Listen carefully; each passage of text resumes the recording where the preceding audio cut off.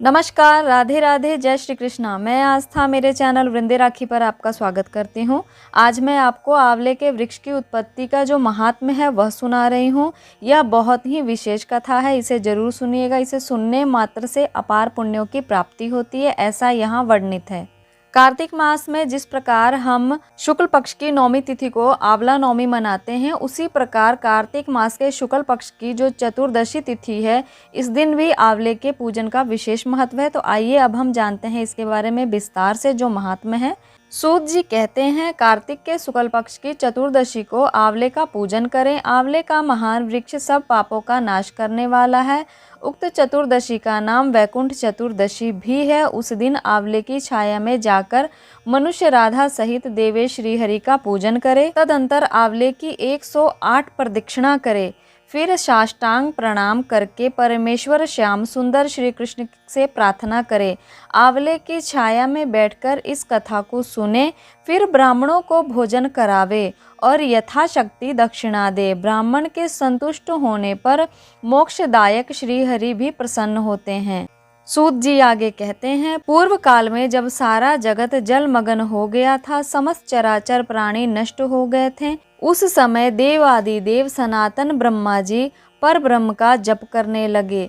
ब्रह्म का जप करते करते उनके आगे श्वास निकला, साथ ही भगवत दर्शन के अनुरागवश उनके नेत्रों से जल निकल आया।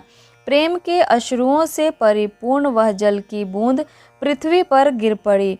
उसी से आंवले का महान वृक्ष उत्पन्न हुआ, जिसमें बहुत सी शाखाएं और उपशाखाएं निकली थीं। वह फलों के भार से लदा हुआ था। सब वृक्षों में सबसे पहले आंवला ही प्रकट हुआ, इसलिए उसे आदिरोह कहा गया है। ब्रह्मा ने पहले आंवले को उत्पन्न किया, उसके बाद समस्त प्रजा की सृष्टि की। जब देवता आदि की भी सृष्टि हो गई, तब वे उस स्थान पर आए जहाँ भगवान विष्णु को प्रिय लगने वाला आंवले का वृक्ष था। उसे देखकर देवताओं को बड़ा आश्चर्य हुआ। उसी समय आकाशवाणी हुई, यह आंवले का वृक्ष सब वृक्षों से श्रेष्ठ है, क्योंकि यह भगवान विष्णु को प्रिय है। इसके स्मरण मात्र से मनुष्य गौदान का फल प्राप्त करता है। इसके दर्शन से 2 गुना फल और खाने से त्रिगुना फल प्राप्त होता है। इसलिए सर्वथा प्रयत्न करके आंवले के वृक्ष का सेवन करना चाहिए, क्योंकि वह भगवान विष्णु को परम प्रिय एवं सब पापों का नाश करने वाला है। अतः समस्त कामनाओं की सिद्धि के लिए आंवले के वृक्ष का पूजन करना उचित है। तो ये आपने सुनी आंवले के वृक्ष की उत्पत्ति के जो महात्म्य की कथा है। आंवले से संबंधित और भी बहुत सुंदर सुंदर कथाएं हैं, चमत्कारी कथाएं हैं, जिसे आप सुनिएगा। और कार्तिक मास में तो विशेषकर आंवले के वृक्ष संबंधित बहुत सारी कथाएं और बहुत सारे उपाय, पूजन इत्यादि हैं, जिसे करने से मनुष्य रोग से मुक्ति पाता है, धन धान्य से परिपूर्ण होता है। तो इस प्रकार आंवले संबंधित और इस कार्तिक मास में सुनी जाने वाली कथाएं भी आपको मेरे चैनल पर मिल जाएगी, तो आप सारी वह कथाएं जरूर सुनिएगा।